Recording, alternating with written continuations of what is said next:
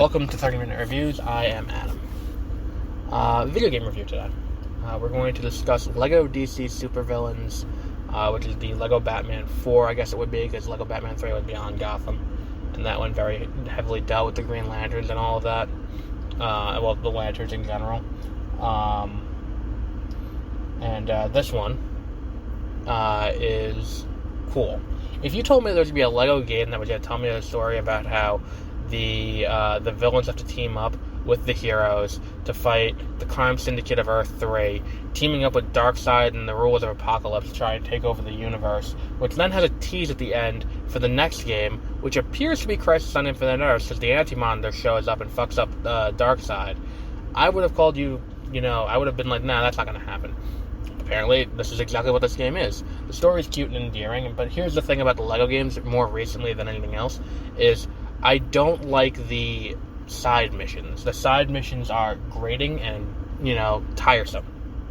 I liked it better like when it was LEGO Harry Potter or, what was the one before that? Like LEGO Star Wars, I think, had it right. I hope LEGO Star Wars, the Skywalker Saga, doesn't have a big open world hub.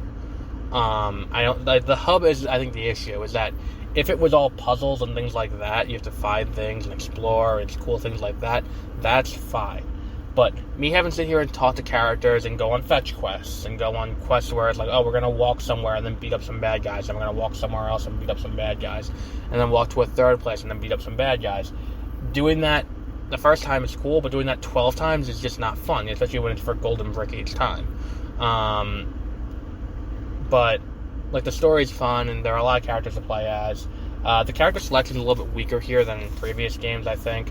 I know it's a focus on villains, but there are some iconic villains that didn't quite make the cut, purely because they were repackaged and sold as DLC after. Because, Zoom, there's no reason why Zoom wasn't in the main game, but Zoom was repackaged as being from the CW. Same thing with Reign, same thing with,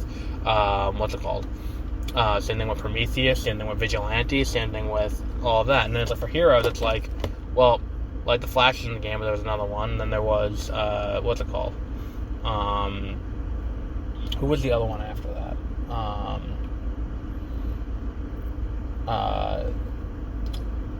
The Atom was in, I think all of them were in the, actually, no, yeah, Oliver was in the game too, the Atom was in the game, but the entire Justice League Dark isn't in the game, because they need to be added in extra, and they charge you extra for Justice League Dark, and I feel like that's kind of silly, especially when, Clock King makes it into the game, and what ends up happening is, because there's so many characters they add in, it was a similar issue with LEGO Marvel, where it's you have a lot of characters who have very similar movesets, and it's basically just reskins of the same character, where it's there's no difference in play between Barry and Thawne, which is fine, because they both have reason to be there, but there's also no play difference between, they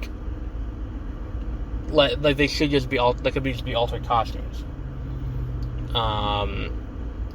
There are so many characters that have overlapping movesets, identical overlapping movesets, that's kind of ridiculous.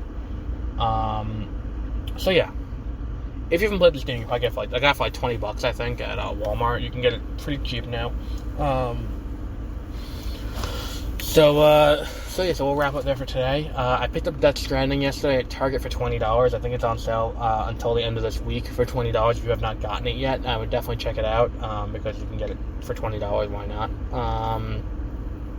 And if if you're interested in that sort of thing, you can get it there. I just got a new Blu-ray player for my laptop, so I will be able to watch another movie, hopefully, at some point in the near future.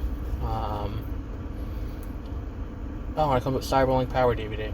Nice. Alright, that's great. I love that. That's why it was $100. So yeah, we'll wrap up there for today. Until next week, have a great rest of your week.